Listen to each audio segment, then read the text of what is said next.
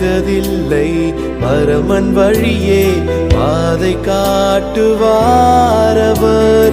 மார்போடு அணைத்துக் கொண்டு என்னை நடத்தும் வழி காட்டி அன்பும் வெலனும் தினம் நிறைக்க பாதை காட்டுவார், பாதை காட்டுவார்.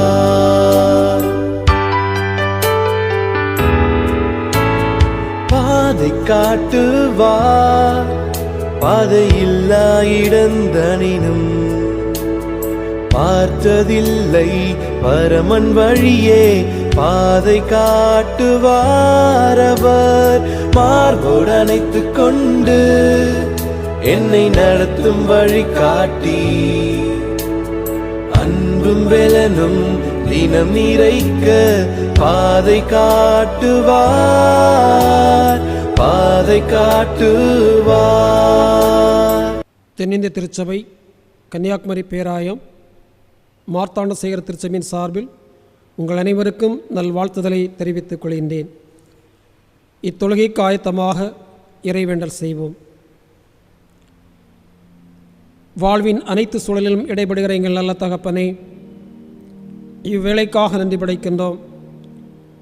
உம்முடைய திருவுள சத்தத்தின் அடிப்படையிலே பல்வேறு நிலையில் காக்கப்பட்டவர்களாக நாங்கள் காருள் சூழ்ந்த இந்த வேளையிலும் ஒன்றிணைந்து தொழுகை ரீதியாக முண்டை வருகின்ற வாய்ப்பினை தந்திருக்கின்ற நன்றி செலுத்துகின்றோம். இத்தொழுகையினுடைய ஆரம்பம் முதல் முடிவு மட்டும் வரை தந்திருந்த சுத்த கிருபை கூட இருப்பதாக.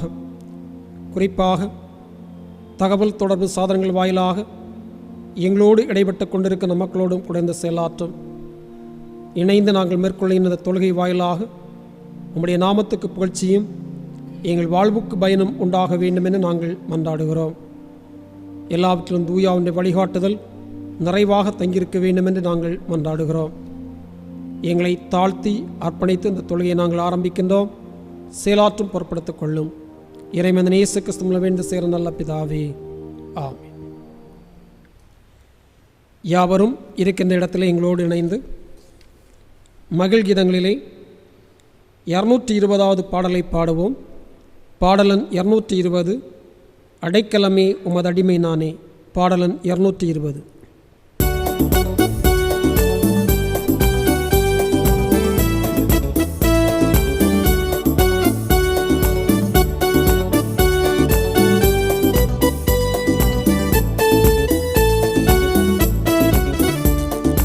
அடைக்கலமே உமதடிமை நானே, ஆர்ப்பரிப்பேனே அகமகிழ்ந்தே.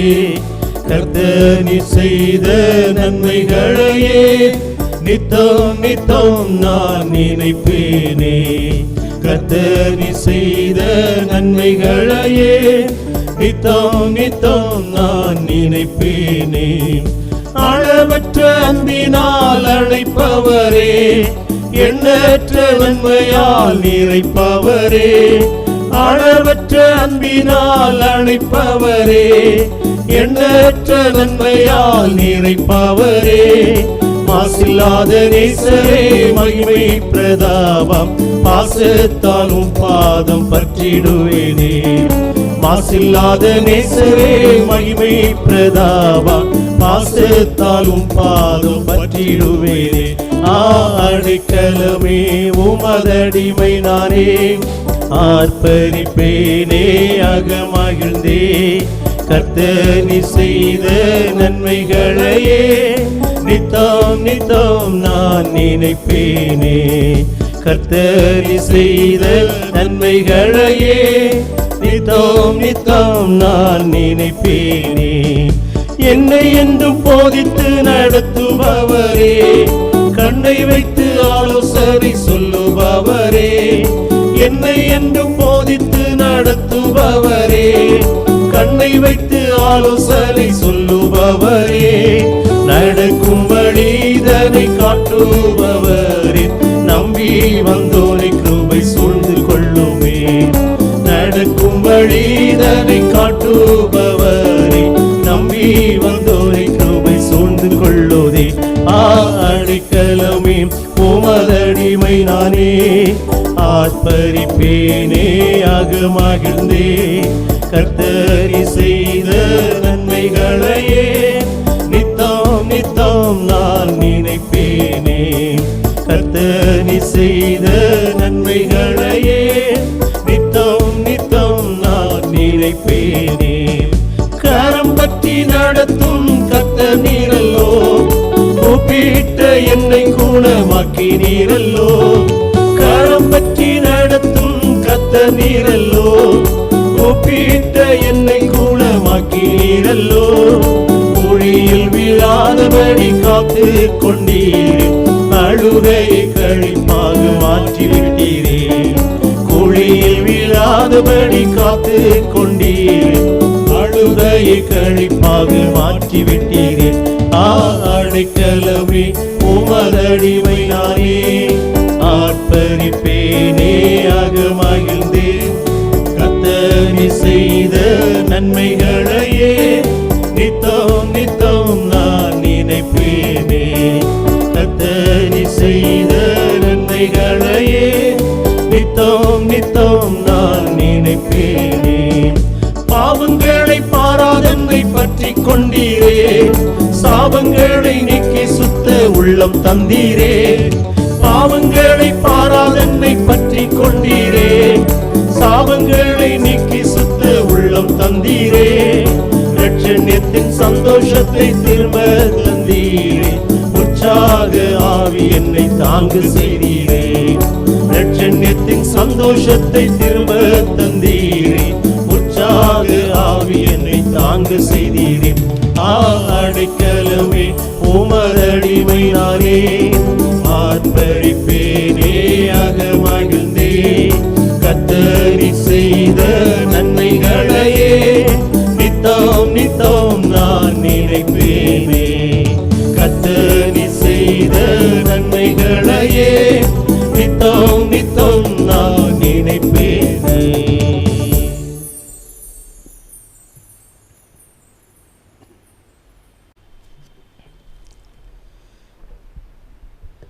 படிக்கப்பட வேண்டிய திருமறை பகுதி 1 ராஜாக்களின் புத்தகம் 19ஆம் அதிகாரம் முதல் 6 வசனங்களையும் படிக்க கேட்போம். 1 ராஜாக்கள் அதிகாரம் 19 வசனங்கள் 1 எலியா செய்த எல்லாவற்றையும், அவன் தீர்க்கதரிசிகள் எல்லாரையும் பட்டயத்தாலே கொண்டு போட்ட செய்தி அனைத்தையும் ஆகாப் ஏசபேலுக்கு அறிவித்தான். அப்பொழுது ஏசபேல் எலியாவினிடத்தில் ஆள் அனுப்பி, அவர்களில் ஒவ்வொருடைய பிராணனுக்கு செய்யப்பட்டது போல நான் நாளை இந்நேரத்தில் உன் பிராணனுக்கு செய்யாதே போனால் தேவர்கள் அதற்கு சரியாகவும் அதற்கு அதிகமாகவும் எனக்கு செய்யக்கடவர்கள் என்று சொல்லச் சொன்னாள். அவனுக்கு அது தெரிந்தபோது எழுந்து தன் பிராணனை காக்க யூதாவை சேர்ந்த பெர்சபாவுக்கு புறப்பட்டு போய் தன் வேலைக்காரனை அங்கே நிறுத்திவிட்டான்.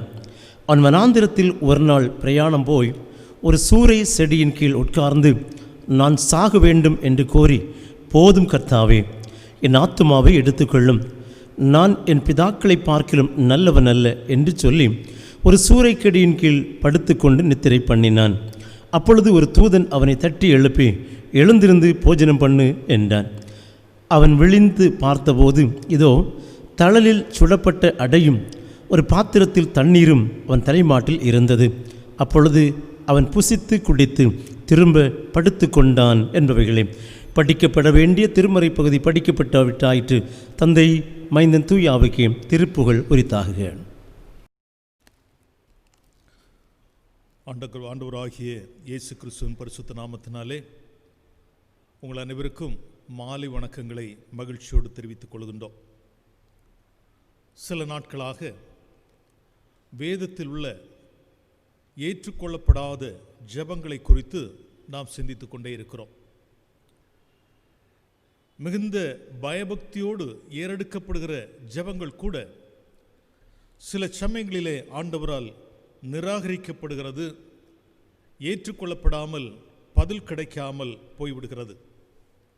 இது ஏன் என்கிற ஒரு கேள்வி நமக்கு மட்டுமல்ல, வேதத்தில் இருக்கிற பரிசுத்தவான்களுக்கு, பெரிய பெரிய தீர்க்கதரிசிகளுக்கு, ஆண்டவரை மட்டுமே சார்ந்திருக்கிற மக்களுக்கும் இருக்கிற ஒரு பெரிய கேள்விக்குறி. ஏன் ஐயா எங்களுடைய ஜெபத்தை நீர் ஏற்றுக்கொள்ளவில்லை? இவ்வளவாய் பக்திபூர்வமாய் நாங்கள் உம்மோடு கூட இருக்கிறோமே, ஏன் எங்களுடைய ஜெபத்தை ஏற்றுக்கொள்ளவில்லை என்று ஆண்டவரிடத்திலே கேட்கின்ற சில கேள்விகள் திருமறையிலே இருக்கிறது, நமக்கும் இருக்கிறது. பெற்றோர்களாக இருக்கிற போது பிள்ளைகள் அநேக காரியங்களை நம்மிடத்தில் கேட்பார்கள். உடை வேண்டும், பள்ளிக்கு செல்கிற பிள்ளைகள் என்றால் பென் வேண்டும், பென்சில் வேண்டும், ரப்பர் வேண்டும், புஸ்தகங்கள் வேண்டும், இப்படி ஏராளமான காரியங்களை கேட்டுக்கொண்டே இருப்பார்கள். நாம் எல்லா காரியங்களையும் பிள்ளைகளுக்கு செய்து கொடுப்பதில்லை. சில காரியங்களை நாம் ஒதுக்கி வைக்கிறோம். ஆண்டவர் எங்களுக்கு தந்த ஒரு சின்ன பிள்ளை உண்டு, பள்ளியிலே படித்து கொண்டிருக்கிறாள்.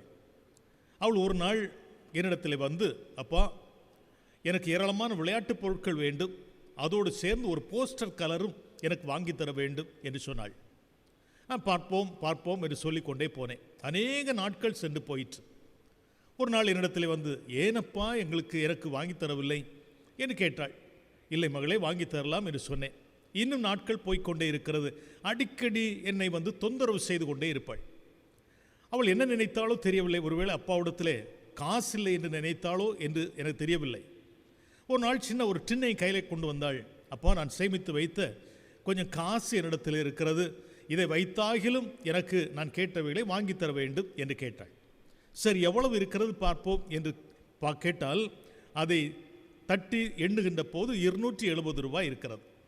அதில் 50 காசு இருக்கிறது, 1 ரூபாய் இருக்கிறது, 2 ரூபாய் இருக்கிறது, 5 ரூபாய் இருக்கிறது, 10 ரூபாய் இருக்கிறது. இப்படியாக அவள் கொஞ்சம் கொஞ்சமாக சேமித்த 270 ரூபாய் இருக்கிறது.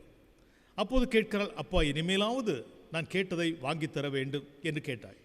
இன்னும் காலத்தை நான் நீட்டிக்கொண்டே செல்கின்றேன். பல நாட்கள் சென்ற பின்பு மீண்டும் கேட்கிறாள், ஏனப்பா எனக்கு அது வாங்கி தரவில்லை. எனவே நாம் ஏன் பிள்ளைகளுக்கு வாங்கி கொடுக்கவில்லை என்றால், நமக்கு தெரிகிறது சில காரியங்களை நாம் தாமதிக்க வேண்டியவர்களாக இருக்கிறோம். ஒரு தகப்பன் என்ற நிலையிலே என்னுடைய மனதில் என்ன தோன்றுகிறது, என்னுடைய மகளுக்கு அவள் கேட்பதை விட நல்ல காரியங்களை நாம் வாங்கி கொடுக்க வேண்டும், இதைவிட அதிகமான காரியங்களை நாம் வாங்கி கொடுக்க வேண்டும். எனவே என்னுடைய மகள் கேட்கிற எல்லா காரியத்தையும் நான் வாங்கி கொடுக்காமல் சிலவற்றை நான் தடுத்து நிறுத்தி வைத்திருக்கிறேன். இறைமக்களாகி நமக்கும் ஆண்டவர் சில காரியங்களை செய்ய வேண்டும் என்று அவருடைய உள்ளத்தில் நினைக்கிறதுனாலே நம்முடைய எல்லா ஜெபங்களையும் அவர் ஏற்றுக்கொள்ளாமல் சிலவற்றை நிராகரித்து போடுகின்றார். இன்றைக்கு ஒரு தீர்க்கதரிசனுடைய ஜெபத்தை நாம் சிந்திக்கப் போகின்றோம். 1 ராஜாக்களின் புஸ்தகம் 17வது அதிகாரத்தை தொடர்ந்த அதிகாரங்களிலே வருகின்ற மிக முக்கியமான ஒரு நிகழ்ச்சி அதிலே வருகின்றது. தீர்க்கதரிசியாகிய எலியா ஜெபித்த ஒரு ஜெபம். எலியா என்றால் ஆங்கிலத்திலே அதனுடைய பொருள் சொல்லப்பட்டிருக்கிறது, God the Lord, the strong Lord, கடவுள், ஆற்றல் உள்ள கடவுள் என்பது அதனுடைய பொருளாக இருக்கிறது. அவன் ஜெபித்த ஜெபம் 1 ராஜாக்களின் புஸ்தகம் 19வது அதிகாரம் 4வது வசனத்திலே, போதும் கர்த்தாவே என் ஆத்துமாவை எடுத்துக்கொள். அதுதான் அவனுடைய ஜெபம். ஆண்டவரே, நான் இந்த உலகத்திலே வாழ்ந்தது போதும், என்னுடைய ஜீவனை நீர் எடுத்துக்கொள்ளும், நான் இந்த உலகத்திலே வாழ விரும்பவில்லை. ஆண்டவர் இந்த ஜெபத்தை ஏற்றுக்கொண்டாரா என்றால் இல்லவே இல்லை, ஆண்டவர் அதை ஏற்றுக்கொள்ளவில்லை. இந்த சம்பவம் நமக்கு நன்றாக தெரியும். இஸ்ரவேல் தேசத்தை ஆகாப் என்கிற ராஜா ஆட்சி செய்து கொண்டு வருகிறார். அவருடைய மனைவி ஏசபேல் என்கிற ஒரு கடுமையான பெண்மணி. இந்த ஏசபேல் கணவனை தன்னுடைய பாதைக்கு கொண்டு வந்து இஸ்ரவேல் தேசத்திலே அவர்கள் தொழுது கொள்ளுகின்ற யெகோவாவாகிய கடவுளை தள்ளிவிட்டு அவளுடைய தெய்வமாகிய பாகாலை இஸ்ரவேலுக்கு கொண்டு வந்தாள். இப்போது மக்கள் எல்லாரும் பாகாலை தொழுது கொள்ள வேண்டும். எல்லா இடங்களிலும் சிலைகள் வைக்கப்பட்டிருக்கிறது. உயிரிலும் மேலாக அவர்கள் நேசித்த எருசலேம் தேவாலயத்துக்கு மக்கள் செல்வதில்லை. ஆலயம் இப்போது பயனற்று கிடக்கிறது. இப்படிப்பட்ட ஒரு கொடுமையான சூழலிலே ஆண்டவர் இந்த எலியா தீர்க்கதரிசியினுடைய வாயிலே வார்த்தைகளை கொடுத்து ஆகாபிடத்திலே போய் பேச வைக்கின்றார். ஆகாபிடத்தில் என்ன பேச வேண்டும்? ஆகாபே, நீ ஆண்டவரை தள்ளிவிட்டு வேற்று தெய்வத்தை இந்த ராஜ்யத்திலே கொண்டு வந்திருக்கிறதுனால ஆண்டவருடைய கோபம் உன்மேல் வந்திருக்கிறது, இந்த தேசத்தின் மேல் வந்திருக்கிறது. யெகோவாவாகிய கடவுளை மட்டும் சார்ந்திருக்க வேண்டிய இந்த தேசத்திலே இப்போது அந்நிய தெய்வங்கள் வந்துவிட்டது. நீ கடவுளை மறந்து விட்டாய், மக்களை மறக்க செய்து விட்டாய், எனவே சாபம் உன்மேல் வந்திருக்கிறது. ஒரு ராஜாவுக்கு முன்பாய் போய் சொல்ல முடியுமா இதை? ஆண்டவர் தன்னுடைய வார்த்தைகளை சொன்னதுனாலே தைரியமாய் இந்த மனிதன் போகின்றான் ஆகாப் ராஜாவிடத்தில். 1 ராஜாக்களின் புஸ்தகம் 17வது அதிகாரம் 1வது வசனத்திலே அவன் தைரியமாய் சொல்கிறான், என்னுடைய வாக்கின்படியே அன்றி இந்த வருஷத்திலே பனியும் மழையும் பெய்யாதிருக்கும். நீ செய்திருக்கிற தவறினாலே இந்த தேசத்திலே பனியும் மழையும் பெய்யாதிருக்கும். நம்முடைய பாவங்களின் நிமித்தமாய் நாம் ஆண்டவரை மறந்து விடுகிறபடியினாலே நம்முடைய தேசத்திலே நமக்கு பல பிரச்சனைகள் வருகிறது என்பதை புரிந்து கொள்ள வேண்டும். ஆண்டவரை மட்டும் சார்ந்திருக்க வேண்டியவர்களாகிய நாம் இப்போது பணத்தை சாருகின்றோம், நம்முடைய குலப்பெருமையை சார்ந்து நிற்கின்றோம், நம்முடைய கல்வியை சார்ந்து நிற்கின்றோம். எனவே ஆண்டவருடைய கோபம் நமக்கு வருகிறது. இப்போது நாம் அதை அனுபவித்துக் கொண்டே இருக்கிறோம். இந்த தீர்க்கதரிசி தெளிவாக சொல்கிறான், நான் பேசினால் ஒழிய அல்லது என்னுடைய நாவிலிருந்து ஒரு வார்த்தை வந்தால் ஒழிய இந்த தேசத்திலே பனியும் பெய்யாது, மழையும் பெய்யாது. அப்படி என்றால் அந்த தேசத்தினுடைய நிலைமையை நாம் புரிந்து கொள்ள வேண்டும். படிப்படியாக பஞ்சம் தேசத்திலே வருகிறது. 3.5 ஆண்டுகள் தாண்டி போகிறது. மிருக ஜீவன்களெல்லாம் செத்து மடிகிறது. மக்கள் பஞ்சத்தினாலே மடிந்து கொண்டிருக்கிறார்கள். இந்த சூழலிலே இந்த ராஜா தன்னுடைய மனதை சற்றேனும் மாற்றிக்கொள்ளவில்லை. எனவே ஆண்டவர் ஒரு பெரிய காரியத்தை செய்யும்படி சொல்கிறார். யெகோவா தான் மெய்யான கடவுள் என்பதை நிரூபித்து காட்ட வேண்டும். எனவே இந்த ஆகாப் தீர்க்கதரிசியுடைய கையில் இருக்கிற பாகால் தீர்க்கதரிசிகளை கர்மேல் பர்வதத்துக்கு நேராக அழைத்து கொண்டு போகின்றான். அங்கே அவன் ஒரு சபதம் ஏற்கிறான், அக்னியினால் பதில் தருகின்ற கடவுளே மெய்யான கடவுள். எனவே அவர்கள் பாகால் தெய்வத்தை வணங்குகின்றவர்கள், பலி செலுத்துகின்றார்கள். அக்னி வரவில்லை. இவன் ஒரு காளையை பலியிட்டு அவன் ஜெபிக்கிறான். அந்த நொடிப்பொழுதிலே வானத்திலிருந்து அக்னி புறப்பட்டு வந்து அந்த பலியை பட்சித்து போட்டது. அதை சுற்றிலும் இடப்பட்டிருக்கிற தண்ணீரை எல்லாம் நக்கி போட்டது. எல்லாரும் ஏக குரலோடு சொல்கிறார்கள், யெகோவாவே மெய்யான கடவுள், அவரே ஜீவனுள்ள கடவுள், அவர் பதிலளிக்கின்ற கடவுள். இப்போது இந்த தீர்க்கதரிசி இந்த 400 பாகால் தீர்க்கதரிசிகளையும் அவன் அழைத்து கொண்டு ஒரு இடத்திலே கொண்டு நிறுத்தி அவர்களை எல்லாம் கொலை செய்து விட்டான். இந்த செய்தி ஏசபேலுக்கு போகிறது. ஏசபேலுக்கு பயங்கர கோபம். ஒருவனாக இருந்து கொண்டு இத்தனை என்னை சார்ந்திருக்கின்ற என்னுடைய தெய்வத்தின் தீர்க்கதரிசிகளை அவன் கொன்று போட்டானே. ஏற்கனவே பாகால் தீர்க்கதரிசிகள் எல்லாரையும் இந்த ஏசபேல் கொண்டிருக்கிறாள், ஆகாப் கொண்டிருக்கிறான். இப்போது எலியாவை பொறுத்த அளவில் அவன் நினைக்கிறான், நான் மட்டும்தான் ஜீவனோடு இருக்கிறேன், நான் ஒருவனாக இருந்து இந்த பெரிய காரியத்தை செய்திருக்கிறேன் என்று அவன் தன்னுடைய மனதில் நினைத்து கொண்டிருந்தான்.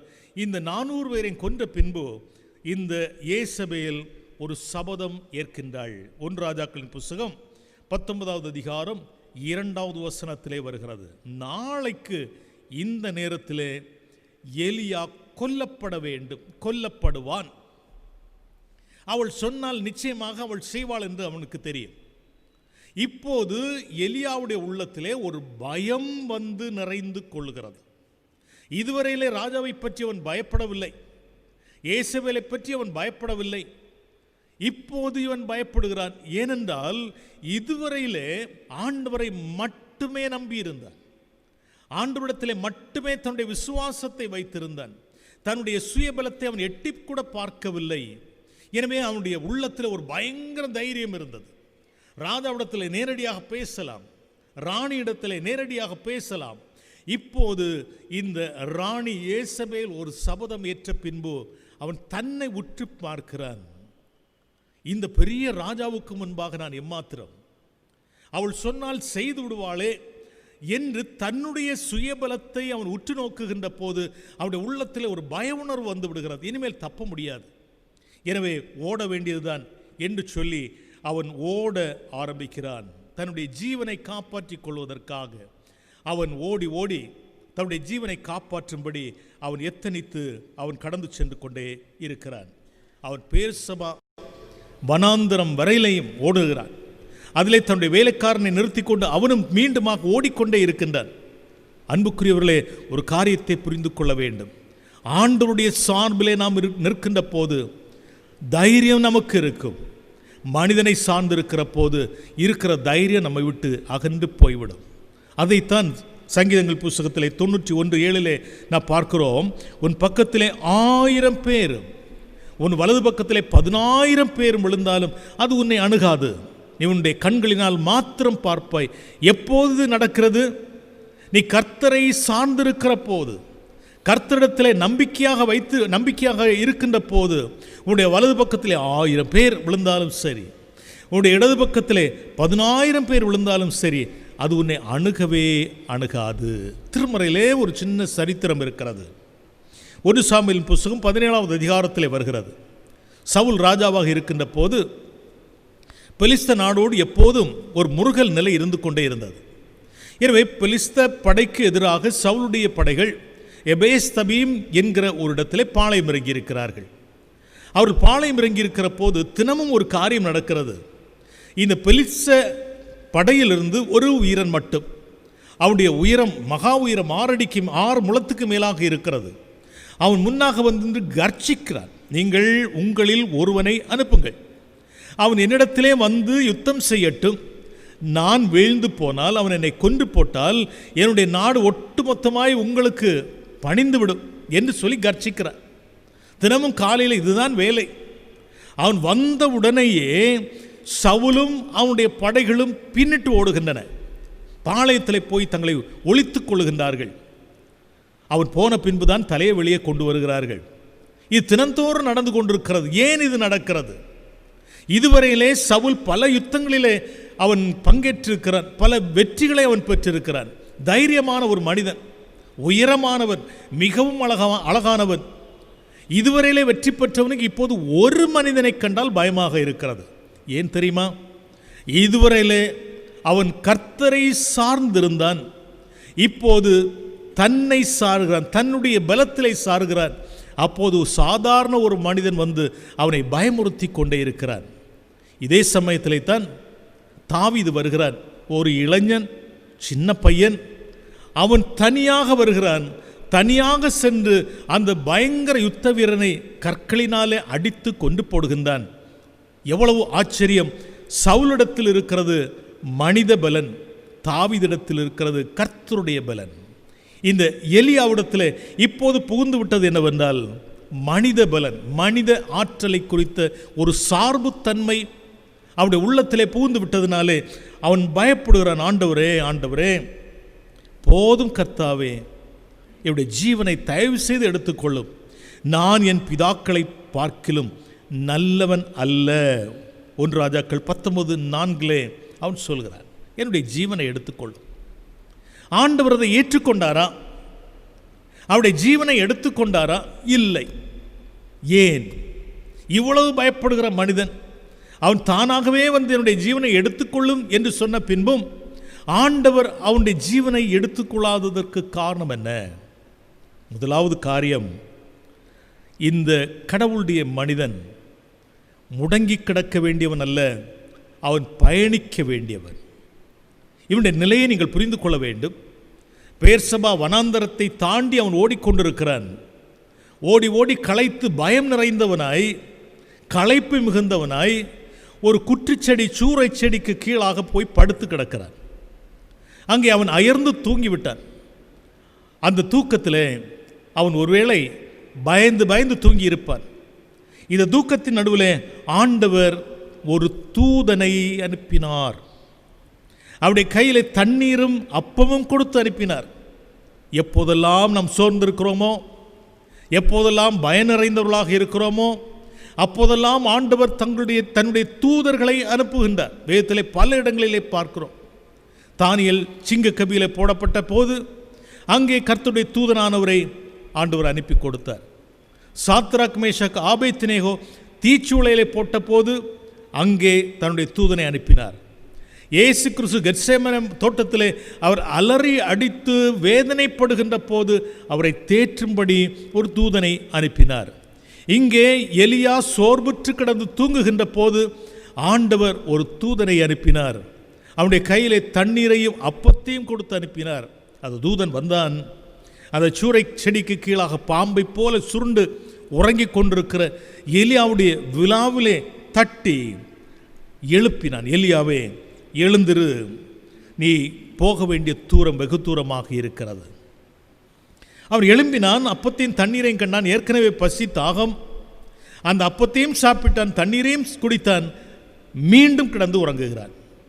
மீண்டும் தூதன் அந்த இடத்தை விட்டு போகவில்லை, அவனை தட்டி எழுப்புகிறான். எலியாவே எழும்பு, நீ போக வேண்டிய தூரம் வெகு தூரமாக இருக்கிறது. எழும்பினான், நடக்க ஆரம்பிக்கிறான்.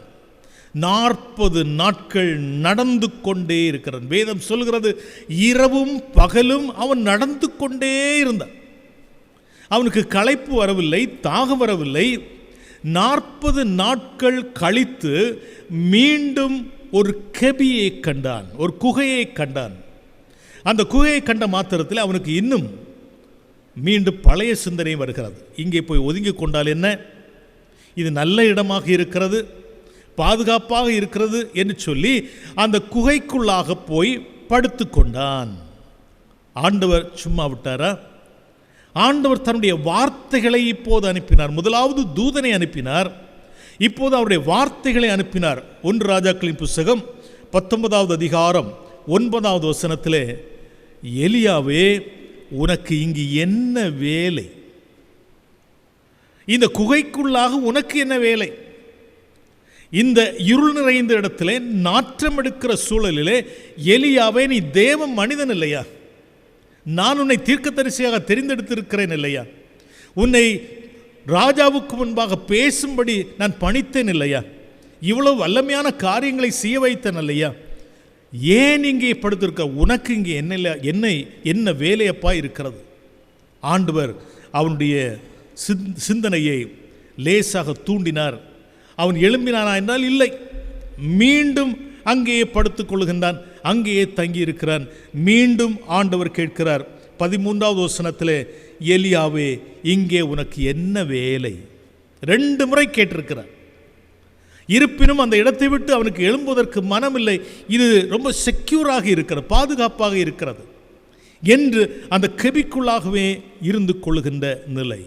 இறைவனை நம்புகின்ற, இயேசுவை நம்புகின்ற மக்கள் இருக்க வேண்டிய இடம் என்ன என்பதை புரிந்து கொள்ள வேண்டும். இன்றைக்கு அநேக விசுவாசிகள், கிறிஸ்தவர்கள் என்று சொல்லப்படுகின்ற போது அவர்கள் மாதிரியை காட்ட வேண்டியவர்கள் இன்றைக்கு பொல்லாத காரியங்களை எல்லாம் செய்கின்றார்கள். இருளின் கிரியைகளுக்குள்ளாக எல்லாம் தங்களை ஈடுபடுத்திக் கொள்கின்றார்கள். தேவையில்லாத வார்த்தைகளை பேசுகின்றார்கள். மதுபானத்தை அருந்திக் கொண்டு தங்களையும் தங்களுடைய குடும்பத்தையும் கெடுத்து கொண்டிருக்கிறார்கள். ஆண்டவர் இப்போது கேட்கிறார், இறை மனிதனே, என்னுடைய பிள்ளையே, என்னை விசுவாசிக்கிற விசுவாசியே, உனக்கு இங்கு என்ன வேலை? நீ இருக்க வேண்டிய இடம் இது அல்ல, இது நாற்றம் பிடித்த இடம் அல்ல. நான் ஒரு சின்ன கிராம சபையில் ஊழியனாக பணியாற்றி கொண்டிருந்தேன். அங்குள்ள வீடுகளை சந்திக்க செல்வது என்னுடைய வழக்கம். ஒரு இல்லமானது ஒரு வித்தியாசமான இடத்தில் இருந்தது. முன்னால் மதுபான கடை, அதற்கு பின்னால் அந்த விசுவாசி இல்லமானது இருக்கிறது. நான் அந்த இல்லத்துக்கு போக வேண்டும் என்றால் இந்த மதுபான கடையின் வழியாக தான், அந்த பக்கத்தில் வழியாகத்தான் போக வேண்டும். எப்போதெல்லாம் அந்த இல்லத்துக்கு போக வேண்டிய சூழ்நிலை வருகிறதோ அப்போதெல்லாம் என்னுடைய சரீரம் கூனி குறுகித்தான் நான் போவதுண்டு. ஒரு வித்தியாசமான உணர்வு என்னுடைய உள்ளத்தில் இருந்து கொண்டே இருக்கும்.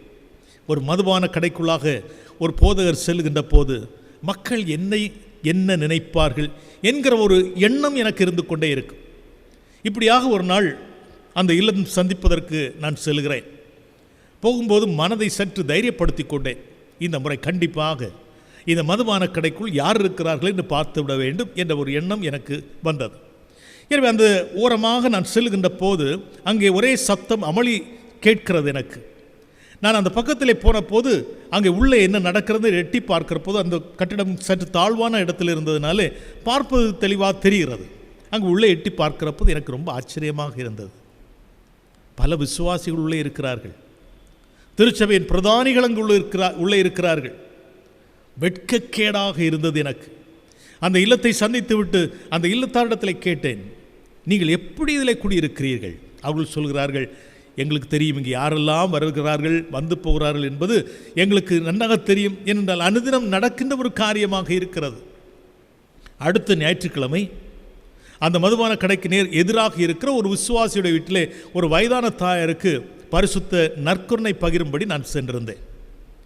அங்கு போகின்ற போது மதுபான கடையில் பயங்கரமான அமளி சத்தம் கேட்கிறது, சண்டை நடக்கிறது. நான் வீட்டுக்குள்ளாக இருந்து வெளியே எட்டி பார்க்கின்ற போது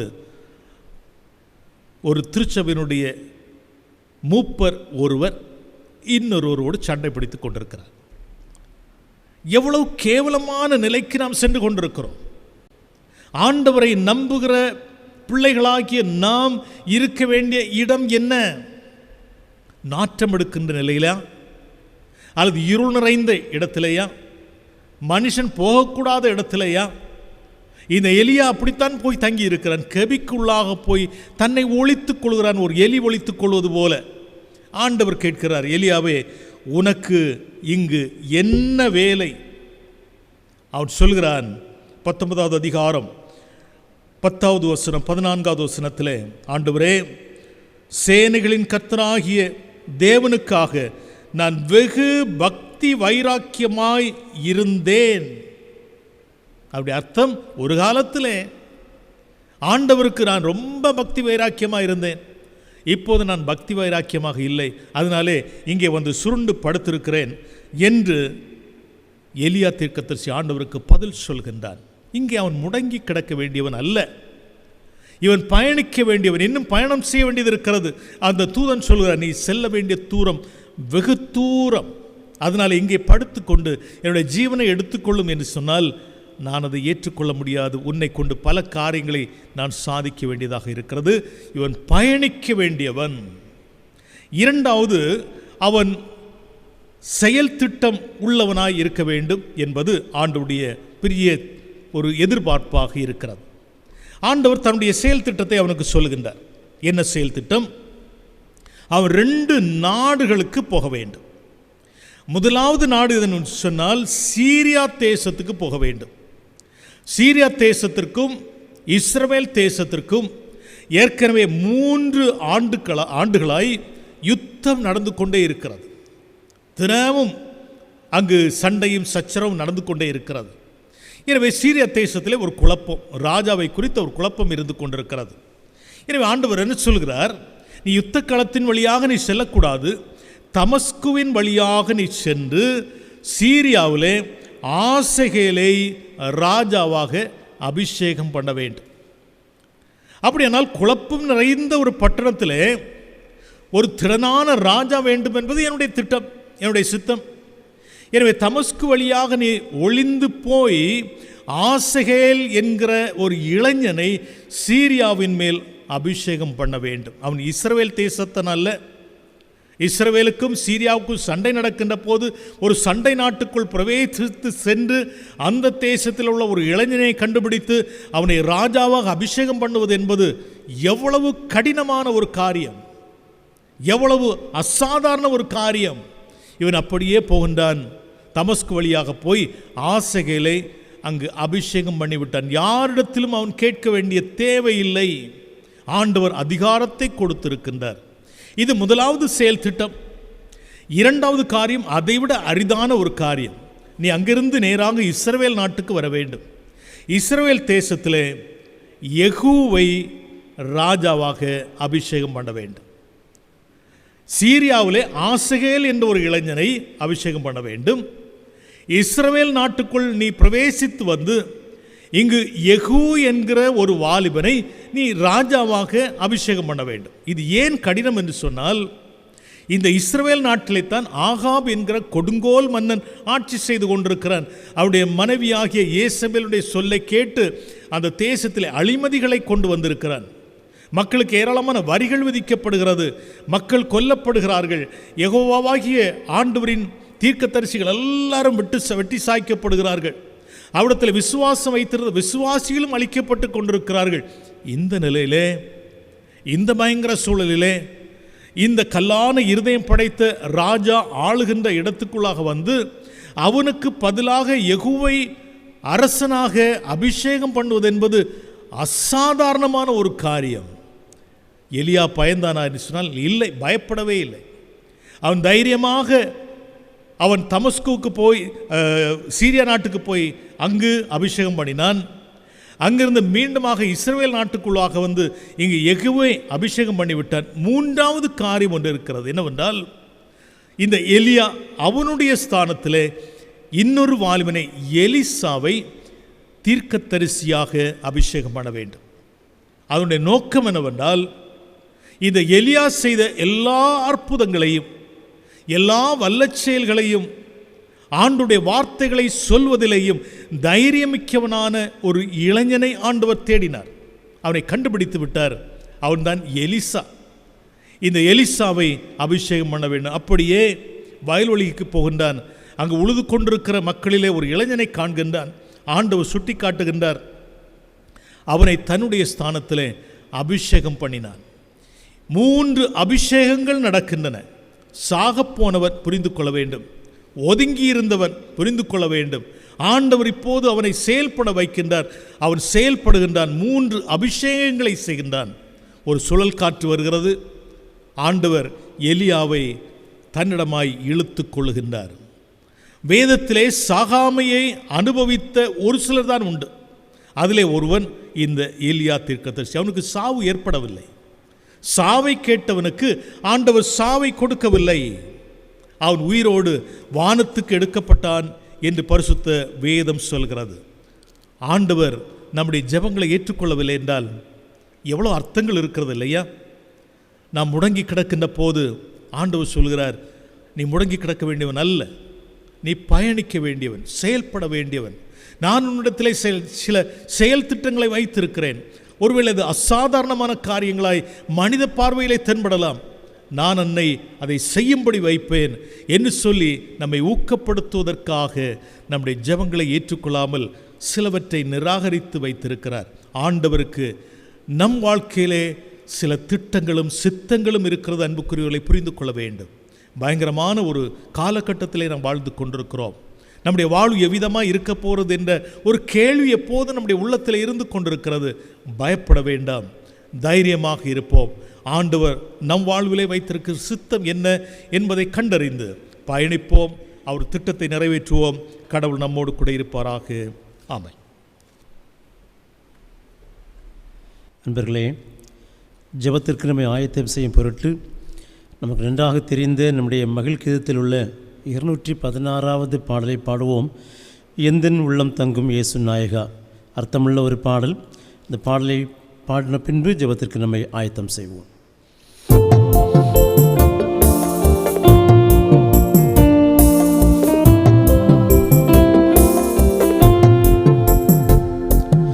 எந்தன் உள்ளம் தங்கும் இயேசு நாயகா,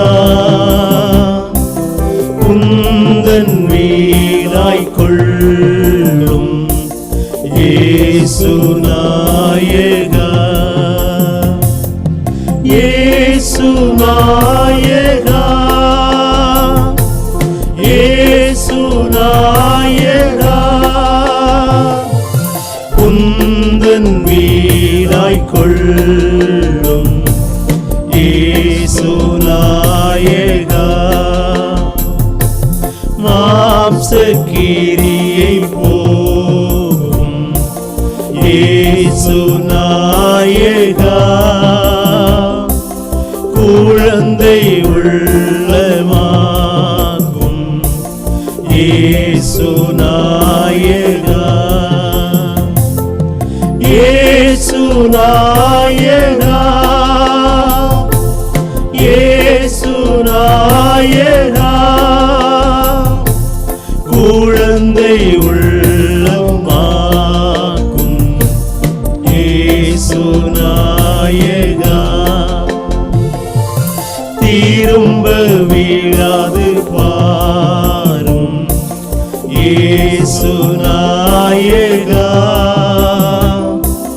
கிருபை இழாது காரும் இயேசு நாயகா,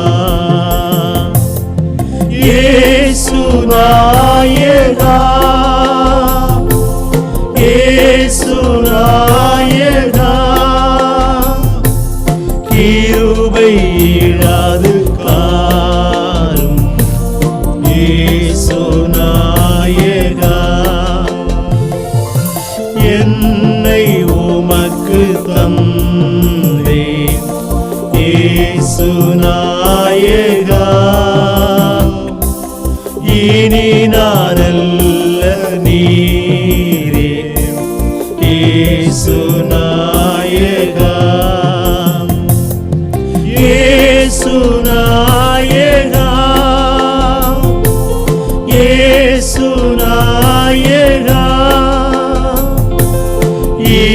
நானல்ல நீரே இயேசு நாயகா. அன்பர்களே, அமர்ந்திருக்கின்ற இடங்களிலே நம்முடைய உள்ளங்களை அனைத்தும் ஒருமுகப்படுத்தி கண்களை மூடி ஆண்டவரது பிரசன்னத்தை நாம் உணர்ந்து அவரிடத்திலே நம்முடைய தேவைகளை சொல்ல நம் ஆயத்தமாவோமாக.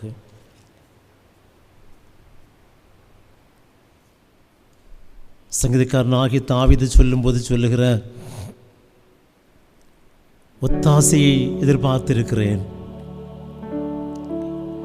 எனக்கு ஒரு ஆதரவை எதிர்பார்த்திருக்கிறேன், எனக்கு ஒரு நன்மையை நான் எதிர்பார்த்திருக்கிறேன். இந்த நன்மை எனக்கு எங்கிருந்து வரும்? நான் எதிர்பார்த்திருக்கிற ஆசீர்வாதம் எங்கிருந்து எனக்கு வரும்? அவர் சொல்லுகிறார், வானத்தையும் பூமியும் படைத்த கர்த்தரிடத்திலிருந்தே எனக்கு அது வரும். அன்புமிக்கவர்களே, பல நாட்களாக பல குறிப்புகளுக்காக நாம் ஜெபித்துக் கொண்டிருக்கலாம். சில தேவைகள், சில குறிப்புகள், நம்முடைய வாஞ்சைகள், நம்முடைய ஏக்கங்கள் இதுவாக என்று எண்ணி நம் ஆண்டவரிடத்தில் ஜெபித்துக் கொண்டே இருக்கலாம். காலையில் ஜெபித்திருக்கலாம், தினம் 2 வேளை ஜெபித்திருக்கலாம், தானியேலை போல 3 வேளை ஜெபித்திருக்கலாம், உபவாசம் இருந்து ஜெபித்திருக்கலாம், மாதக்கணக்காய் ஜெபித்திருக்கலாம், என் வருடக்கணக்காக நாம் ஜெபித்துக் கொண்டிருக்கலாம். அநேக ஜெபங்கள் கேட்கப்படாத ஜெபங்களாயிருக்கக்கூடும். நம்முடைய ஜெபங்கள் கேட்கப்படவில்லை என்பதற்காய் நம் வாழ்க்கையில் விரக்தி அடைந்து விட வேண்டாம். தெளிவாய் ஆண்டு வார்த்தைகளை நாம் தியானித்துக் கொண்டிருக்கிறோம்.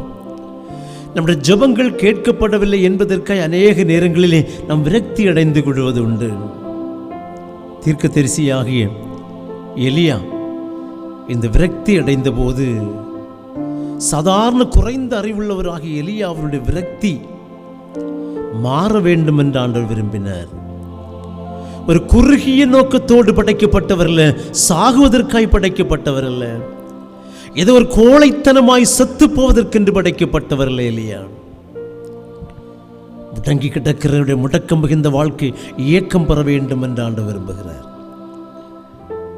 அவர் மூலமாய் ஆண்டவர் திட்டமிட்டு அவருடைய நோக்கங்கள் செயல்படப்பட வேண்டும் என்று ஆண்டவர் விரும்புகிறார். சாவை எதிர்நோக்கி இருந்தவருக்கு சாவே இல்லாத வாழ்வை ஆண்டவர் கொடுக்கிறார். அன்பு மிகுந்தவர்களே, நம்முடைய அறிவு குறை உள்ளதுங்க. நம்முடைய ஆண்டவர் அறிவு சம்பூரணமானவராம். அவருடைய அறிவு அளவிட முடியாதது என்று வேதத்தில் வாசிக்கிறோம். ஜெபித்து ஜெபித்து சோர்ந்து கிடக்கிறோமோ? ஜெபித்து ஜெபித்து ஏமாந்து போனோம் என்று எண்ணி முடங்கி கிடக்கிறோமோ? நம்மை குறித்த ஒரு ஆண்டவருக்கு தோட்டம் உண்டு. நம்மை குறித்த ஆண்டவருக்கு திட்டம் உண்டு. அந்த ஆண்டவருடைய திட்டம் நம்மிலே வெளிப்பட ஆண்டவருடைய கரங்களிலே நாம் தந்து ஜெபிக்க வேண்டியது அவசியம். சுவாமி, எங்களுடைய விருப்பம் அல்ல, உங்களுடைய விருப்பம் எங்களுடைய செயல்படட்டும் என்று ஜெபிக்க வேண்டியது அவசியம். அன்புமிக்கவர்களே, நம்முடைய எண்ணங்கள், எதிர்பார்ப்புகள் அனைத்தும் நிறைவேறாத போது நாம் சோர்ந்து போகாமல் மனதிலே ஒரு உற்சாகத்தை பெற்றுக்கொண்டு நாம் ஆண்டவரை ஆராதிக்க வேண்டும் என்று வேதம் சொல்லுகிறது. தடையாக நின்றது எரிகோ கோட்டை. இஸ்ரவேல் மக்கள் முடங்கி கிடக்கவில்லை. எதிர்ப்பு, போராட்டம், தோல்வி, தடை இவை மத்தியிலே அவர்கள் ஆண்டவரை ஆராதித்தார்கள். வேதம் சொல்லுகிறது, பரிசுத்த ஆவியானவர் எங்கே உண்டோ அங்கே விடுதலை உண்டாம். விரக்தியோடு வாழ்ந்து கொண்டிருக்கோமோ? பரிசுத்த ஆவியானவரே, எங்களிடத்தில் வாரும் என்று கேட்போம். எங்கள் உள்ளத்தில் வாரும் ஆண்டவரே, எங்கள் காயங்களை அகற்றும் என்று கேட்போம். பரிசுத்த ஆவியின் வல்லமையினாலே எங்களை பலப்படுத்தும் ஆண்டவரே என்று கேட்போம். எங்கள் கண்ணீர்களை துடைத்து விடும். உம்முடைய கிருபையின் பொற்கரங்களால் எங்களை மகிழ்ச்சியால் நிரப்பும். வாயில திறந்து ஆண்டவருக்கு ஸ்தோத்திரம் சொல்லி பாருங்க. பிரச்சனைகள் மத்தியிலே, போராட்டங்கள் மத்தியிலே, தோல்விகள் மத்தியிலே, விரக்தியின் மத்தியிலே ஆண்டவரை ஆராதித்து பாருங்க. நமக்கான எதிரிகள் எல்லாம் மாறி போகும். ஆண்டுடைய வார்த்தைகள் நம்மை தேற்றும். வகையில் திறந்து சில நிமிடங்கள் ஆண்டுக்கு நன்றி சொல்லுவோமா, ஆராதிப்போமா, வகையில் திறந்து ஸ்தோத்திரம்னு சொல்லுவோமா. இந்த காலகட்டத்தில் நீங்கள் நடத்துகிறீர்கள் நமக்கு ஸ்தோத்திரம்னு சொல்லுவோமா. பரிசுத்த ஆவியானவர் நம்மிடத்தில் நிழலிடுவார். பரிசுத்த ஆவியானவர் உற்சாகப்படுத்துவார். பலவீனமான மாம்சங்கள் அகற்றப்பட்டு உற்சாகமுள்ள ஆவி நமக்குள் கொடுக்கப்படும் என வேதம் சொல்லுகிறது. உற்சாகத்தின் ஆவியால் நிரப்பும் ஆண்டவரே என்ற ஆண்டவரிடத்தில் கேட்போம். பரிசுத்த ஆவியானவரின் மத்தியில் வாரும் உற்சாகத்தை நிரப்பும் என்று கேட்போம். பரிசுத்த ஆவியை நம்ம நடத்துவார். வகைகளை திறந்து ஸ்தோத்திரித்துக்கிட்டே இருங்க. ஆசைவாடும்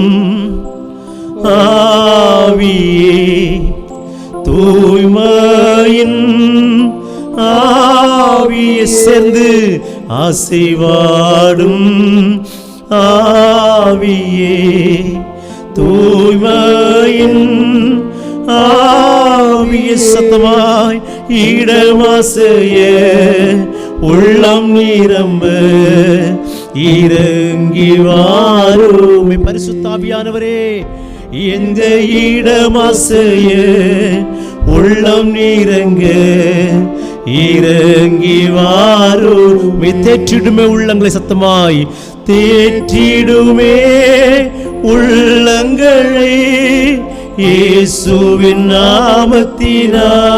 ஒருமுறை கூட சத்தமாய் தேற்றிடுமே உள்ளங்களை இயேசுவின் நாமத்தினால்.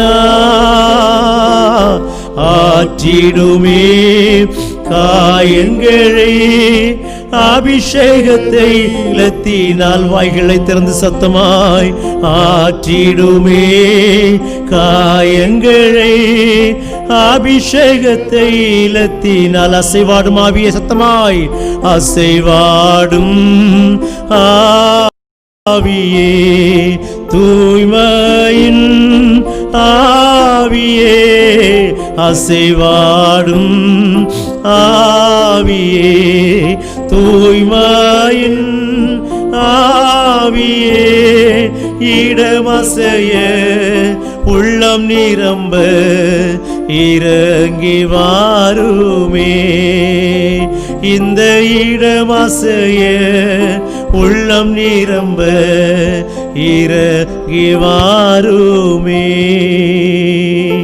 உள்ளத்தின் அடித்தளத்திலிருந்து பரிசுத்த ஆவியானவர் எங்கள் மத்தியில் வாரும் சுவாமி, எங்கள் மத்தியில் செயல்படும் ஆண்டவரே என்று ஆவியானவர் வருந்தி அழைக்கிறோமே. ஆனால் வாக்கும் கடங்காத பெருமூச்சுகளினால் நமக்காக பிதாவினிடத்தில் பரிந்து பேசிக் கொண்டிருக்கிற தெய்வம், நம்முடைய உள் உணர்வுகளை பார்க்கிற தெய்வம், நம்முடைய அங்கலாய்ப்புகளை பார்க்கிற தெய்வம், நம்முடைய ஏக்கங்களை பார்க்கிற தெய்வம், பரிசுத்த ஆவியானவரை நம்மத்தில் நிழலாடுகிறார் என்ற நம்பிக்கையோடு அந்த நம்பிக்கையிலே அவருடைய சமூகத்தில் நம்முடைய ஜெபங்களை சொல்ல நம்ம ஆயத்தமாகும், நம்முடைய ஏக்கங்களை சொல்ல நம்ம ஆயத்தமாகும், அங்கலாய்ப்புகளை சொல்ல நம்ம ஆயத்தமாகும். அன்றுமிக்க ஆண்டுடைய பிள்ளைகளே, சுமார் 6 மாதங்களுக்கு மேலாக கொரோனா என்கிற கொடிய வைரஸினுடைய தாக்கம் நம்மை அதிகமாய் பாதித்து கொண்டிருக்கிறது. கண்ணுக்கு தெரியாத ஒரு சிறிய கிருமி அகில உலகத்தையும் திணறடித்து கொண்டிருக்கிறது. அறிவியல் உலகம் தோற்று போனதாக உணரப்படுகிறது. மருத்துவம் எல்லாம் ஒன்றுமில்லை என்று போய்விட்டது. மருத்துவர்கள் சொல்லுகிறார்கள் மருந்து இல்லை, இதை எதிர்த்து போராடுவதற்கென்று வேக்சின் இல்லை. ஒன்று மட்டுமே, இந்த வியாதிகளோடு நீங்கள் போராடுவதற்கு ஆண்டு பலத்தை பெற்றுக் கொள்ளுங்கள் என்று சொல்லுகிறார்கள். அன்புமிக்க ஆண்டுடைய பிள்ளைகளே, ஆண்டு சமூகத்திலும் கேட்க வேண்டிய சுவாமி, இந்த கொரோனா வைரஸினுடைய தாக்கம் வெகு வேகமாய் பரவி கொண்டிருக்கிறது. 50 100 ஆகி 100 1000 ஆகி 50 லட்சமாகி லட்சம் 10 லட்சமாகி இன்றைக்கு அது கோடிகளை நெருங்கி கொண்டிருக்கிறது.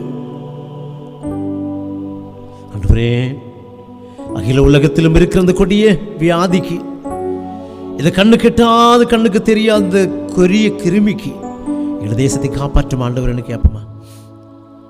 எத்தனையோ மக்கள் மரிச்சு போயிட்டாங்க இல்லையா? நமக்கு சொந்தக்காரங்க எத்தனையோ பேர் இன்றைக்கு மருத்துவமனைகளை திணறிட்டு இருக்கிறாங்க இல்லையா? நம்ம நேசிக்கிற எத்தனையோ மக்கள் உலகத்தில் இன்றைக்கு வாழ்க்கை விரக்தியிலே டாய்த்து போய் கண்ணீரோடு இருக்கிறாங்க இல்லையா? ஐயோ, எங்களுக்காய் ஜெபிப்பதற்கு ஆட்கள் உண்டோ? எங்கள் அங்கலாய்ப்புகளை ஆண்டவரிடத்தில் எங்களுக்காய் எடுத்துச் செல்வதற்கு ஆட்கள் உண்டோ? யூதர்களுக்காய் திறப்பின் வாசல் நிற்பதற்கு ஒரு எஸ்தரும் மொர்தெகாயும் இருந்தார்கள். எங்களுக்காக யார் உண்டு அங்கலாய்த்து நிற்கிறார்களே? நம்முடைய குடும்பத்திலும் இது போன்ற பிரச்சனையுடைய பாதிப்பில் இருக்கலாம். அனுபவிக்கவர்களே, ஆண்டவரை பார்த்து கேளுங்க, சுவாமி, உனக்கு எதிராக எழும்புகிற ஆயுதம் வாய்க்காதே போன்னு சொல்லியிருக்கிறேன். ஒரு வழியாய் உனக்கு எதிரே வருவார்கள், பல வழியாய் ஓடி போவார்கள் என்று சொல்லியிருக்கிறேன். கர்த்தர் உங்களுக்காக யுத்தம் செய்வார், நீங்களோ சும்மா இருப்பீர்கள் என்று சொல்லியிருக்கிறேன். எங்களை பயமுறுத்தி கொண்டிருக்கிற இந்த கொடிய வைரஸ் விரோதம் யுத்தம் செய்யும் ஆண்டவரே.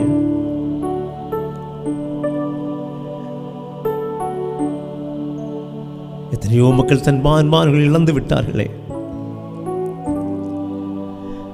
கொடிய வைரஸை எதிர்த்து போராட எங்களுக்கு பலம் இல்லை. இறங்க மாட்டீரோ? ஒரு நிமிஷம் கேட்போமா?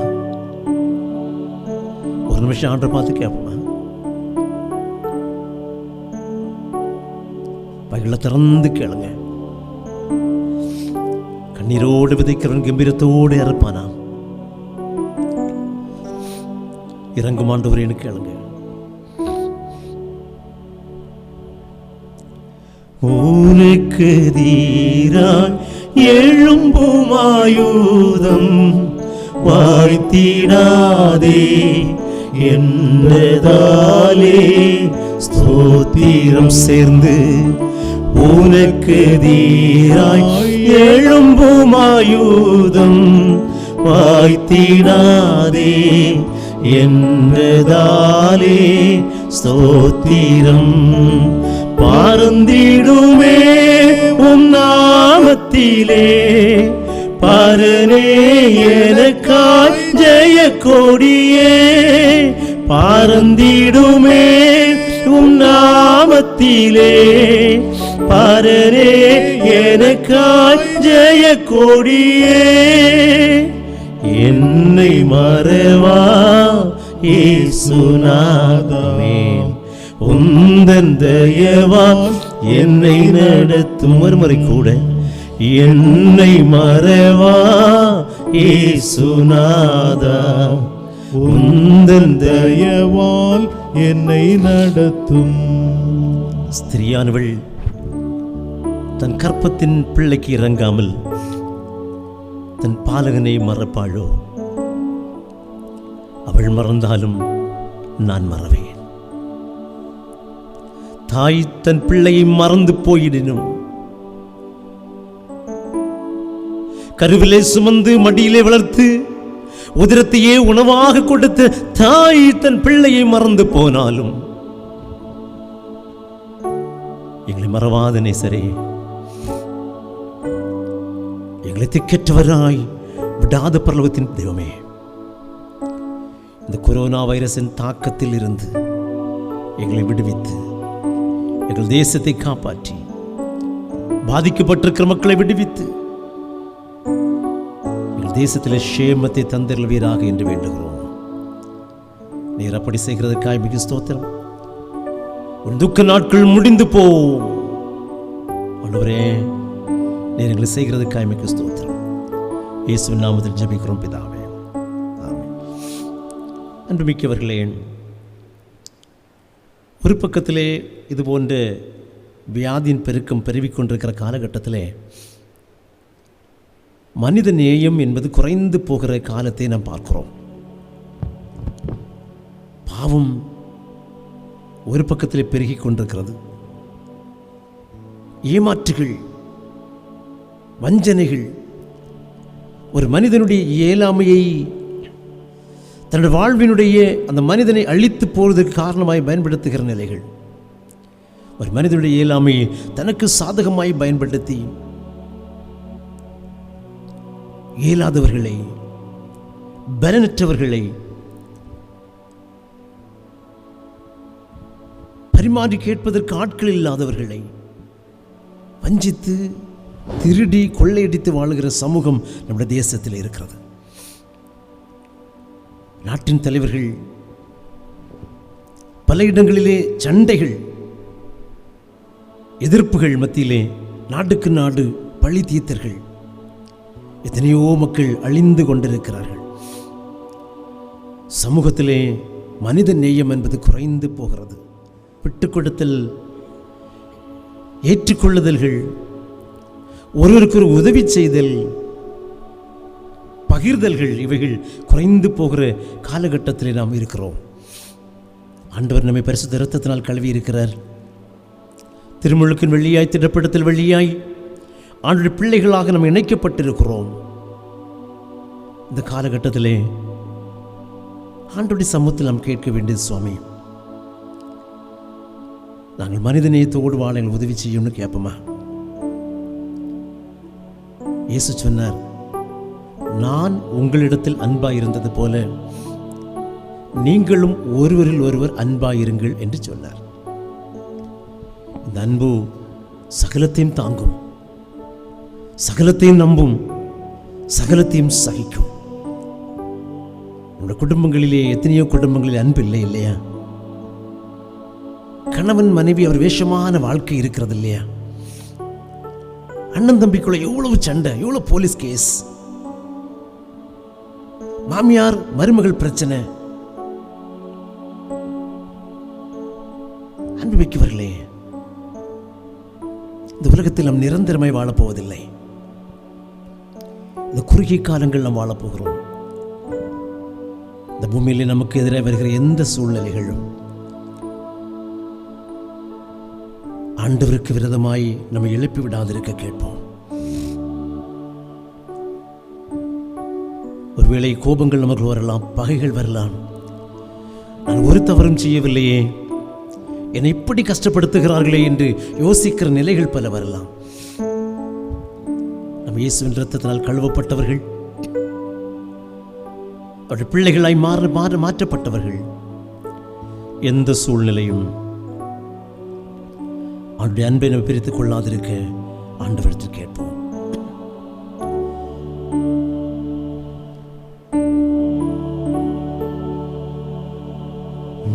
எந்த சூழ்நிலையும் அவர் அன்பினின்று என்னை பிரிக்காது காத்து கொள்வார். எந்த சூழ்நிலையும் அவர் அன்பினின்று என்னை பிரிக்காது காத்து கொள்வார். என்னை நம்பியவர் தந்த பொறுப்பதனை அவர் வரும் வரை காத்து கொள்வேன். சேர்ந்து சத்தமாய், என்னை நம்பியவர் தந்த பொறுப்பதனை அவர் வரும் வரை காத்து கொள்வேன். ஆனந்தமே பரமானந்தமே, இது மாபெரும் பாக்கியமே. இந்த பாதலத்தில் சொந்தக்காரரவர் எந்த உள்ளத்தில் சொந்தமானார். இந்த பாதலத்தில் சொந்தக்காரரவர் எந்த உள்ளத்தில் சொந்தமானார். ஆண்டவரே, வாழ்வில் நாங்கள் சந்திக்கின்ற எந்த பிரச்சனைகளோ எந்த நிலைகளோ நமக்கு பிரியமில்லாதவைகளை செய்து விடாதிருக்க, எங்களுடைய குடும்பத்தின் பிள்ளைகள், எங்களுடைய திருச்சபையின் பிள்ளைகள், எங்களுடைய சமூகத்தில் எங்களோடு இணைந்து வாழும்படி ஆண்டவர் தந்திருக்கிற எங்களுடைய உறவுக்காரர்கள், சகோதர சகோதரிகள், சமூக வாழ் மக்கள், இந்த தேசத்திலே ஆண்டு எங்களோடு கூட வாழும்படி தந்திருக்கிற, எங்களோடு வாழும்படி இருக்கிற அன்பான மக்கள் கர்த்தர் பிரியமாய் வாழணுமே. கோபங்கள், சண்டைகள், பகைகள், மூர்க்கவரிகள், பழிவாங்கல்கள் இவைகளை விட்டு உம்முடைய அன்பிற்கு அடித்தளமாய் வாழணுமே. உதவி செய்கிறதற்காக எமக்கு ஸ்தோத்திரம். ஆண்டவர் எங்களோடு கூட செயல்படுகிறதற்காக, எங்களை மாற்றுகிறதற்காக எமக்கு ஸ்தோத்திரம். தாழ்த்து ஜெபிக்கிறோம் நல்ல பிதாவே. அன்புமிக்கவர்களே, நம்முடைய வாழ்வின் தேவைகளை ஒரு நிமிடம் நாம் சிந்திப்போம். இந்த தொலைத்தொடர்பு ஊடகத்தின் முன்பதாக பலர் அமர்ந்திருக்கலாம், பல வயது நிலைகளை சார்ந்தவர்கள் இருக்கலாம், பல தேவைகளோடு இருக்கிறவர்கள் இருக்கலாம். நீங்கள் யார் என்பது எங்களுக்கு தெரியாது. நீங்கள் என்ன தேவைகளோடு இருக்கிறீர்கள் என்பது எங்களுக்கு தெரியாது. ஆனால் உங்களுடைய தேவைகளை அறிந்த ஒரு நேசர் உங்களுக்கு உண்டுங்க. உங்கள் உள்ளத்தை பார்க்கிற ஒரு நேசர் உங்களுக்கு உண்டு. உடாய்த்து போன நிலையில் இருக்கிறீர்களோ, என்னை புரிந்து கொள்ளுவார் யாரும் இல்லை, என் அங்கலாய்ப்புகளையும் ஏக்கங்களையும் துக்கங்களையும் பார்ப்பவர்கள் ஒருவரும் இல்லை. ஐயோ, எனக்கு தெரிந்த நண்பனிடத்தில் இப்போ என் வேதனைகளை சொன்னேன். காது கொடுத்து சரியாய் கேட்டாள். 2 நாள் போனது, 3 நாள் போனது, 5 நாட்கள் போனது. நான் எந்தெந்த காரியங்களை என் நண்பன் என்று சொல்ல பகிர்ந்து கொண்டனோ அத்தனை காரியங்களும் இன்னொருவராலே கேலியாக பேசப்படுவதை நான் கேட்கிறேன். நம்முடைய ஆண்டவரை போகல நம்ம நேசிக்கிறவர் ஒருத்தரும் இல்லைங்க. நாசியில் சுவாசம் உள்ள மனுஷனை நம்புவதை பார்க்கலும் கர்த்தர் மேல் பற்றுதலாயிருப்பதை நலம். நம்முடைய உள்ளத்தின் குமர்களை பார்க்கிற நேசரிடத்திலே நம்முடைய தேவைகளை சொல்லுவோம். பண தேவை இருக்கிறதோ, அன்றாட தேவைகளிலே பல பாதிப்புகள் இருக்கிறதோ, யாரிடத்தில் சொல்லுவோம்? நம்முடைய வருமானங்கள் பல நிலையில் பாதிக்கப்பட்டிருக்கிறது நாம் அறிகிறோம். பிள்ளைகளுடைய படிப்புகள் பாதிக்கப்பட்டிருக்கிறது நாம் அறிகிறோம். பல வியாதிகள், கொடுமையான உயிரை பறித்துக் கொள்ளுகிற கேன்சர் போன்ற வியாதிகள், பல மாரடைப்பு வியாதிகள், வெளியே சொல்ல முடியாத சரீரத்தின் உள் அவயங்களிலே பல வியாதிகள். சோர்ந்து போயிருக்கிறீர்களோ?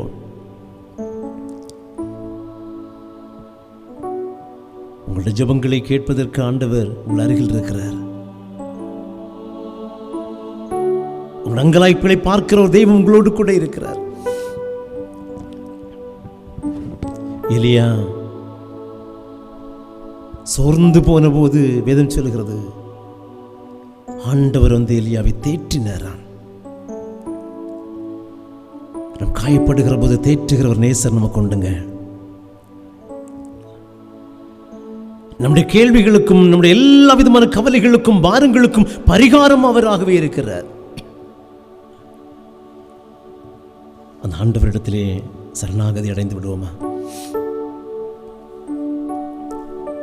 சிலுவை நம்முடைய எல்லா பாரங்களையும் சுமக்கும் சுமை தாங்கி, ஆண்டவராகிய இயேசு கிறிஸ்து சிலுவையிலே மரித்தபடியினாலே நம்முடைய எல்லா பாரங்களையும் அவர் சுமைப்பதற்கு அவர் ஆயத்தமாகிவிட்டார். சூறை செடியின் கீழே அமைதியாய் படுத்து நித்திரை அடைந்து கொண்டிருந்தார் எலியா. நமக்கென்று ஒரு சிலுவை நிழல் இருக்கிறது. நமக்கென்று ஒரு சிலுவை நிழல் இருக்கிறது.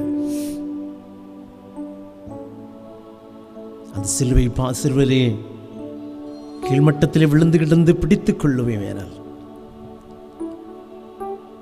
நம்முடைய நாட்களை மகிழ்ச்சியாய் மாற்ற ஆண்டால் முடியும். அவருடைய கரங்களை நம்மை தத்தமாய் தருவோமா? எங்களோட விருப்பமல்ல ஆண்டவரே, எங்களில் உங்களுடைய சித்தம் என்ன வைத்திருக்கிறது வெளிப்படுத்தணும் கேட்போமா? நம்ம ஆண்டு கைவிடவே மாட்டார், கைவிடவே மாட்டார்.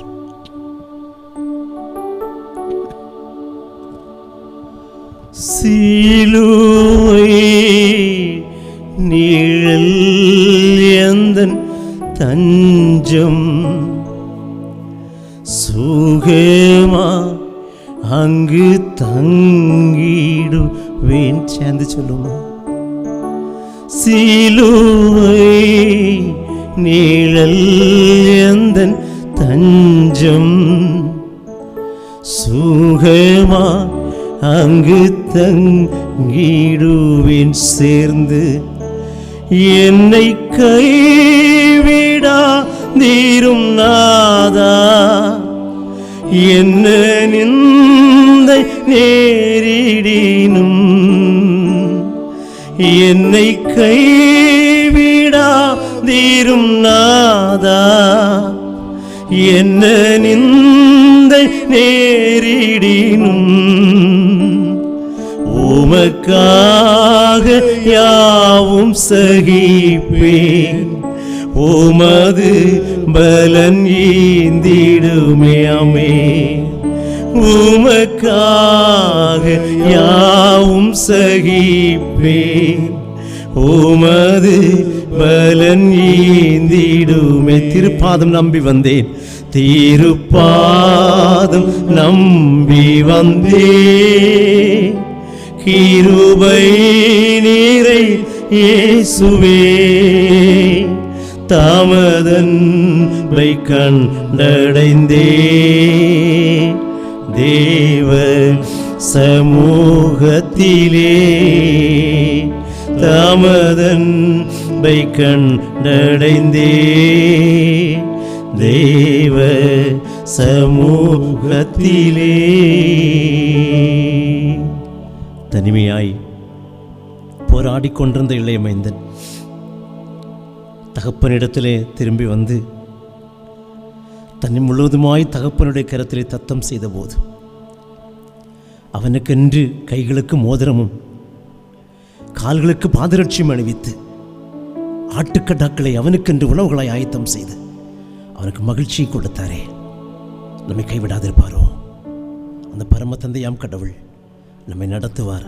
நம்பிக்கையோடு அவரிடத்தில் சமர்ப்பணமாய் தந்து நம்ம ஒப்பு கொடுப்போம். தலைமையை அவர்கள் ஜெபித்து இந்த தொழுகை முடிவுக்கு கொண்டு வருகிறார்கள்.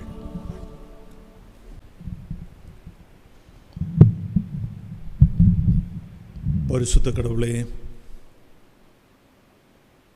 இந்த வெள்ளிக்கிழமை மாலை தொழுகையிலே உலகின் பல்வேறு பகுதிகளிலிருந்து நாங்கள் கலந்து கொள்வதற்குரிய வாய்ப்பை தந்தமைக்காக நன்றி செலுத்துகின்றோம். பல்வேறு காரியங்களுக்காய் மன வேண்டுதலோடு உம்முடைய சமூகத்திலே எங்களுடைய விண்ணப்பங்களை வைத்திருக்கிறோம். சாமி, எங்களுடைய விண்ணப்பங்கள் பலவற்றை ஆண்டவர் ஏற்றுக்கொள்கின்றீர். சிலவற்றை ஆண்டவர் நிராகரித்து போடுகின்றீர். நிராகரிப்பதற்கு காரணங்கள் இருக்கிறது என்பதை நாங்கள் தொடர்ச்சியாய் திருமறை வாயிலாக சிந்தித்து கொண்டிருக்கின்றோம். இந்த மாலை பொழுதிலே நாங்கள் ஜெபித்த ஜெபங்களுக்கு ஆண்டவருக்கு சித்தமானபடி எங்களுக்கு பதில் தர வேண்டும் என்று வேண்டுகின்றோம். குறிப்பாக நாங்கள் வாழ்ந்து கொண்டிருக்கிற இந்த காலகட்டத்தில் கொரோனா வைரஸ்னாலே நாங்கள் அதிகமாக அச்சுறுத்தப்பட்டு கொண்டிருக்கிறோம். பலர் அதனாலே பாதிக்கப்பட்டிருக்கிறார்கள். கோடிக்கணக்கிலே பாதிக்கப்பட்டிருக்கிறார்கள். இதற்கான தடுப்பு மருந்துகள் கண்டுபிடிக்கப்படாததினாலே இன்னும் அச்சம் பெருகி கொண்டே இருக்கிறது. சுவாமி, நீர் இறங்கும். இந்த பயங்கரத்திலிருந்து இந்த உலகத்தை காப்பாற்ற வேண்டும், எங்களை காப்பாற்ற வேண்டும் என்று தாழ்மையோடு வேண்டுகின்றோம். இரவு நேரத்திலே வந்திருக்கிறோம். இந்த இரவு நேரத்திலே நாங்கள் அயர்ந்த நித்திரை செய்கின்ற போது ஆண்டவர் எங்களுக்கு நல்ல தரிசனங்களை தாரும். உம்முடைய சத்தத்தை கேட்பதற்கு நீர் தெளிவாக உம்முடைய சித்தத்தை வெளிப்படுத்த வேண்டும் என்று வேண்டுகின்றோம்.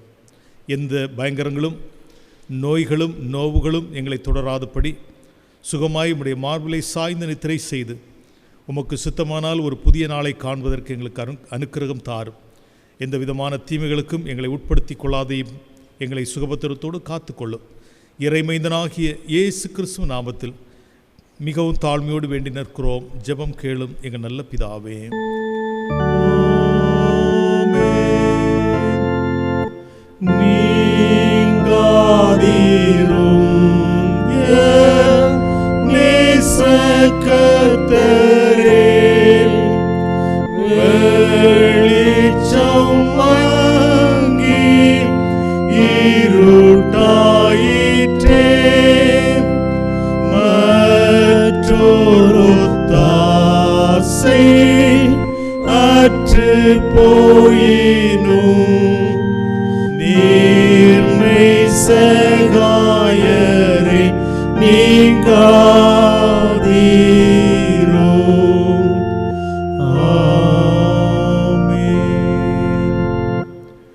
நம்முடைய ஆண்டவரும் உலக இரட்சகருமாகிய இயேசு கிறிஸ்துவின் கிருபையும் பிதாவாகிய தேவனுடைய அன்பும் பரிசுத்த ஆவியின் ஐக்கிய சிநேகமும் நம் அனைவரோடும் உலகம் அனைத்தோடும் சதா காலங்களிலும் தங்கியிருப்பதாக.